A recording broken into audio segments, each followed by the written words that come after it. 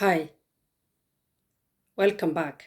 In our last video, we talked about what is worry. In this video, we are going to talk about why do we worry. As I said earlier, we can all be accused of worrying about one thing or another. In fact, worrying is endemic in our culture. But I want to talk about three people or three categories of people and why and what makes them worry. Number one, we have the habitual warriors. What do I mean by that? These people, they worry just about anything. They always feel that if they don't worry, they don't care enough. They take it upon themselves to worry about things like news, economy, their family, the weather, their friends, their neighbors. I mean, anything. They just worry about anything and everything.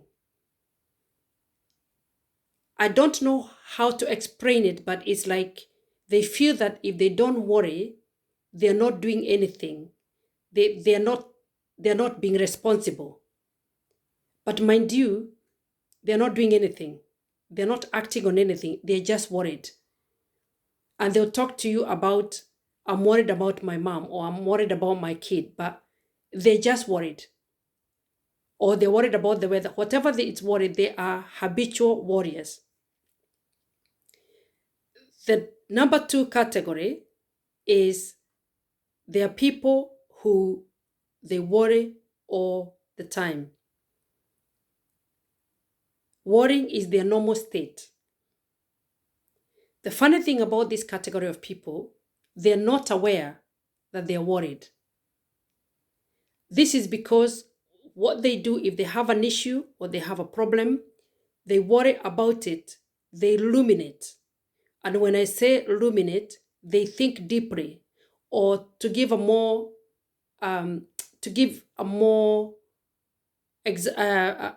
explanation is if you see a goat or a cow and the way they chew their cud over and over and over and over again, this is what these people do.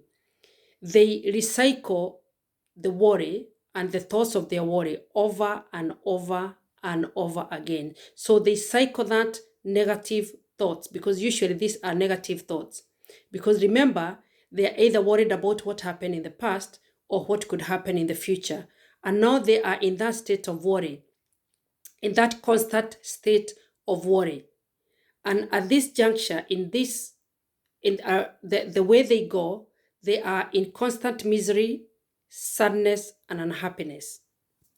Now, the third category of people is people who catastrophize. What do I mean by that? These are the people who go, when something happens or they have something they're worried about, they go farther ahead to the future and they predict the worst outcome. They see the worst case scenario. So, for example, you have an issue at work, then you start thinking and worrying about that issue.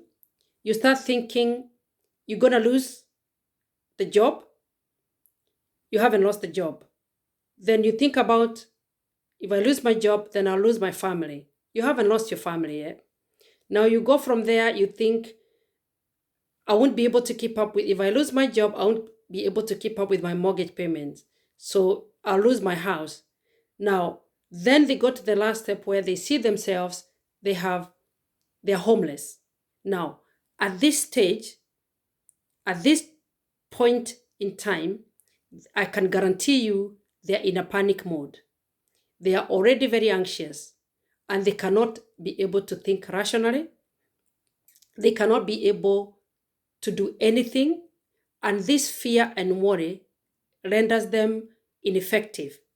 They lose the joy of the moment and they're not solving anything, because all this worry is all for nothing, because they're not doing anything.